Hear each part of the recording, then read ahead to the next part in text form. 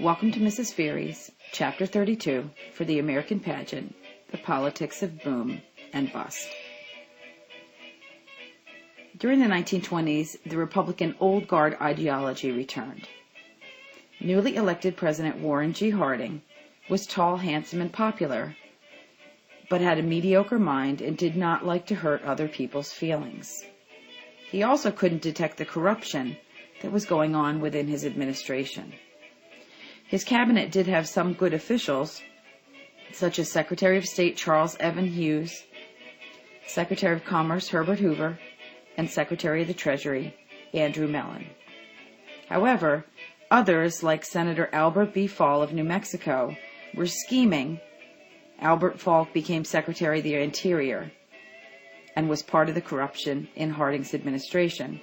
Also, Harry M. Dougherty took over the reins as Attorney General, and both of them became part of the worst scandals in presidential history.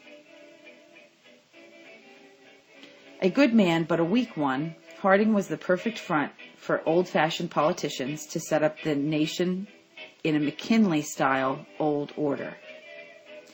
It hoped to further laissez-faire capitalism, which means hands-off of business.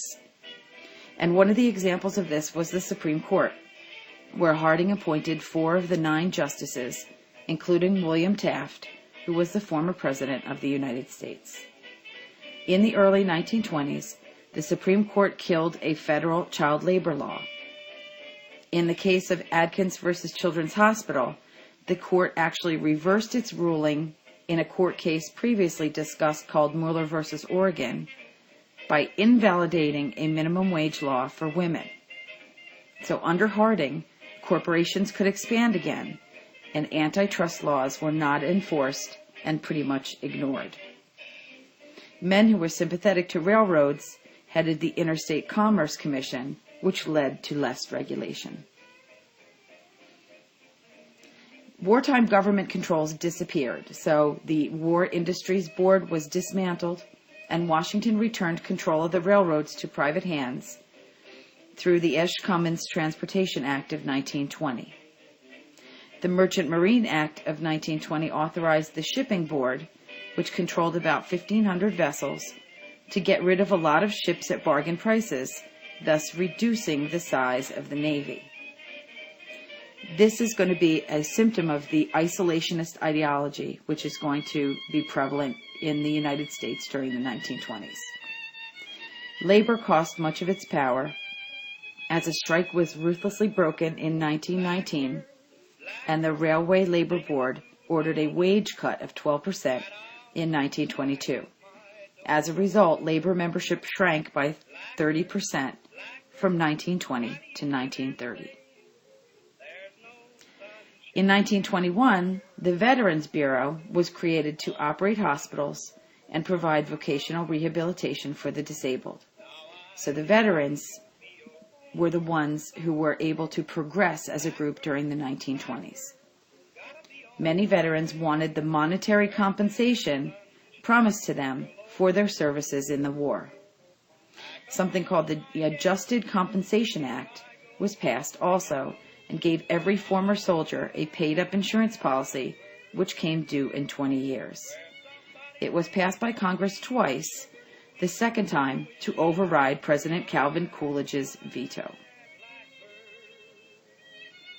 Since America had never ratified the Treaty of Versailles, it was still technically at war with Germany, so in July of 1921, it passed a simple joint resolution which ended the war.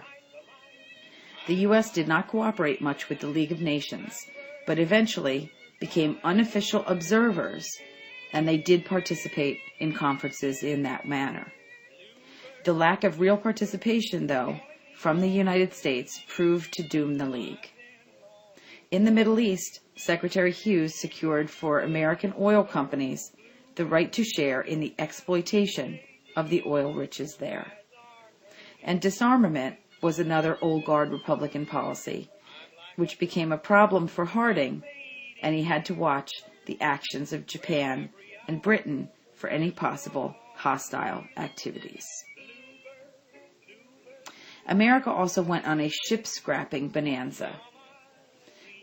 The Washington Disarmament Conference in 1920 to 1921 resulted in a plan that kept a 5-5-3 ratio of ships that could be held by the United States, Britain, and Japan in that order. This surprised many delegates at the conference, notably the Soviet Union, which was not recognized at the time by the United States and was not invited and did not attend. The Five-Power Naval Treaty of 1922 embodied Hughes' ideas on ship ratios, but only after the Japanese received compensation. A Four-Power Treaty, which bound Britain, Japan, France, and the United States to preserve the status quo in the Pacific, replaced the 20-year-old Anglo-Japanese alliance. The Nine-Power Treaty of 1922 kept the open door open in China. However, despite all of this apparent action, there were really no limits placed on small ships, and Congress only approved the Four-Power Treaty on the condition that the United States was not bound, thus effectively rendering that treaty useless. Frank Kellogg, Calvin Coolidge's Secretary of State, won the Nobel Peace Prize for his role in the Kellogg-Briand Pact, which was a pact of Paris, which said that all nations that signed would no longer use war as offensive means, although fighting the war in a defensive role was not disallowed. Businessmen also did not want Europe flooding American markets with cheap goods after the war, so Congress passed the Ford-McCumber Tariff, which raised the tariff from 27% to 35%. Presidents Harding and Coolidge, granted with the authority to reduce or increase duties, and always sympathetic towards big industry, were much more prone to increasing tariffs than to decreasing them. However, this presented a problem. Europe needed to sell goods in the U.S. in order to get the money to pay back its debts, and when it could not sell, it could not repay. And this will create international issues with debt from World War I that the United States will eventually have to contend with. This is the works cited page. All images used in this presentation are from the public domain.